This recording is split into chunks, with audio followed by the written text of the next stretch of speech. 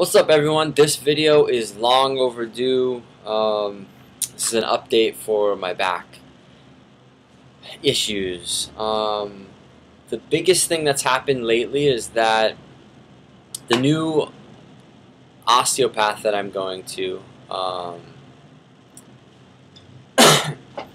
has is basically challenged the idea that I have a leg length difference by actually taking pictures of taking x-rays of my legs and measuring them to figure out exactly where the left leg length difference is. So the osteopath that I had in New York, he did these tests where he measured points on my sacrum,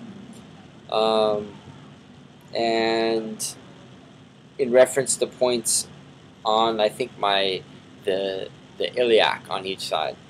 And so he did this almost like a geometrical thing and repeated in a very scientific fashion that I had an 8 mm leg length difference on the right leg.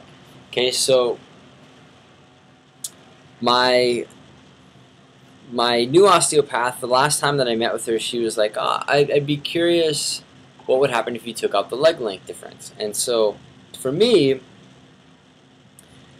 why did this become a possible good idea? Well, one thing that's happened over the last couple of years is that the pain that I have in my back has stopped in my back and has progressed down into my hip, more of the actual area of my sacral SI joint, in between the sacrum and the iliac, the joint. Really, that area, the muscles right there, are kind of what becomes painful. And any time that I go and do any type of exercise, it's very obvious to me that I have a very low threshold of what type of physical strenuous activity that this part of the back can take.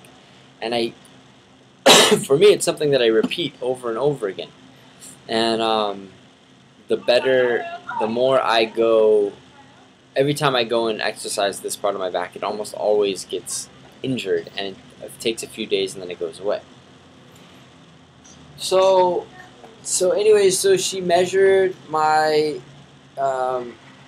she took x-rays, they did measurements on my bones, and they determined that I have a leg length difference of 2 mm, and that this was not significant enough to have to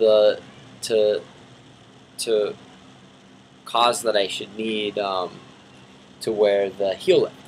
So we took the heel lift off. It's been about a month and a half, maybe 2 months since I've been to her, and I have had basically the same kind of pain, like really no change in anything. And so the empirical element of my experience is very bizarre to me, because in the beginning this was really my back would spasm. I would say that my quadratus lumbarum, like the middle of my quadratus lumbarum, was the area that it spasmed all the time.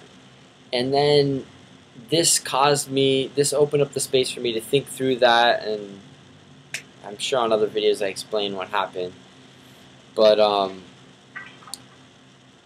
then I got the leg length, and the pain went away in the back, and then it went back. It was kind of happened more in the hip, and regularly happened in the hip, in the SI joint area, ligaments around it. And yeah, and so I've not had the leg length in, and I haven't seen any really big changes. And if anything, I've started having pain up here, kind of like up in this area. And every time I just go weeks without really kind of exercising those muscles, it kind of starts spasming out and tightening up and whatnot. So what do? I go metal detecting, and this is how I get an exercise. And it certainly helps up here, but my lower back, it doesn't do much for. And so the question for me is, what degree is this, or is there a degree of this that's psychological? If so, how much? How do we respond to that? Was this was everything that I experienced in my past just a psychosomatic experience? Or was there actually something physically wrong with my back? And this question puzzles me. I think a lot of times in my thinking, I really, when I think back over what I was going through um, in those years, I think it makes sense why I would have back pain. Um, but then I would have to say, why didn't I have it sooner? Because that wasn't just the only time that I had back pain. I think to me it's comforting to think to think or to want to accept or want to believe that um, that there was a correlation between my back pain and just a really traumatic experience in life. The traumatic experience of realizing that literally everything you were built on was was a little delusional and impossible in many ways. And that's a hard thing to realize because you basically lose your community for realizing that. You know, my my I basically, from the conservative horizon that I was a part of, I basically had to become Satan in a sense to really progress and grow and to really figure out that part of my life. I had to become Satan, and I think that was tremendously difficult. Um, and it's not over. The battle is not over at all. And sometimes I wonder, maybe this symptom that I have now is psychosomatic. I hope it's psychosomatic, and in fact, the irregularity of it and the way that it manifests in my body, it makes seems to make my osteopath think, yeah, her perspective is, yeah, I think it is, because there's not really anything we can replicate it, but we would have to hurt you to do it. And so, I'm pretty okay without lifting very much. I do a minimal amount of exercise. I get my exercise now from walking. It would be nice if I could run. It would be nice if I could swim a little bit more, but even swimming seems to aggravate it. And that's how it is. And I try to stretch. I try to do my core strengthening, but really I can't progress beyond my point without doing the core strengthening. But I'll be honest, I really just don't have the energy to do it. I get home from work and I just don't want to do my core strengthening exercises. So it kind of puts me in a position where it's just kind of like, what's the doctor's going to do? I mean, it wouldn't make sense to just start injecting stuff into me because I haven't done my part yet to really, for a couple months, really built up a strong core strengthening exercise. And moreover, every time I do that, I feel that my body gets stronger and a lot of the pain goes away. So I don't know what to tell y'all. If y'all have back pain, the best thing I could say is, like, maybe your horizon is becoming ruptured, and if that's the case, it's dangerous no matter which way you go, because to get help, you're likely going to have to change. You're going to have to reject some things, and will you be able to do that without destroying your relationship with your local community? Maybe, and maybe not. And that's hard to deal with. Anyways, these are my thoughts, and this is my update on my back.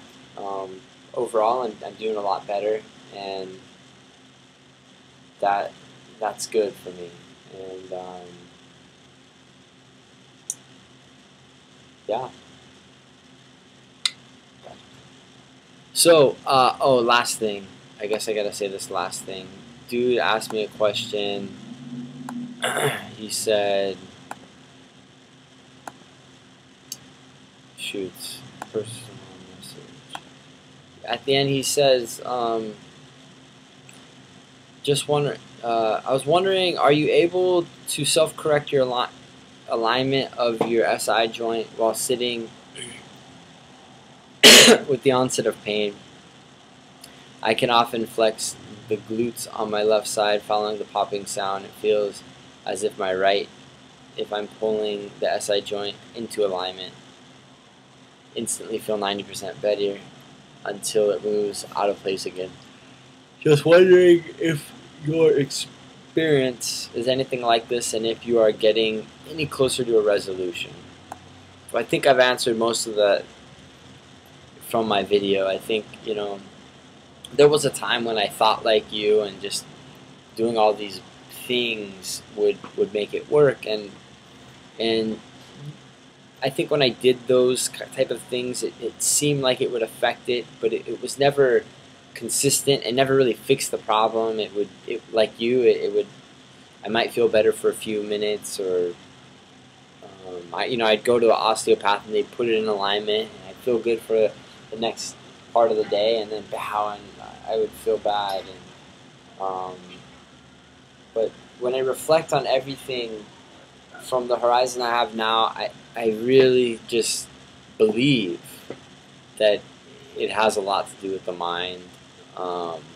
Although I can't deny I have some real physical things that happen right now. When I go and exercise, I get popping in my femur. I mean, it's everyone. My girlfriend can hear it. I can hear it.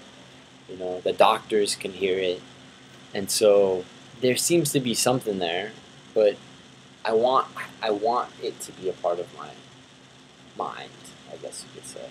And I don't know. I try to put the energy that I feel and the pain into my passions, and that will liberate me from what I don't like about the now. And that's what I do. And but it took me a lot of educating myself on the problem, alignment, and reading books and going to a lot of doctors before I kind of got the sense of what I was experiencing and what they knew. And, anyways, I hope that answers some of it. Ask another question if it doesn't.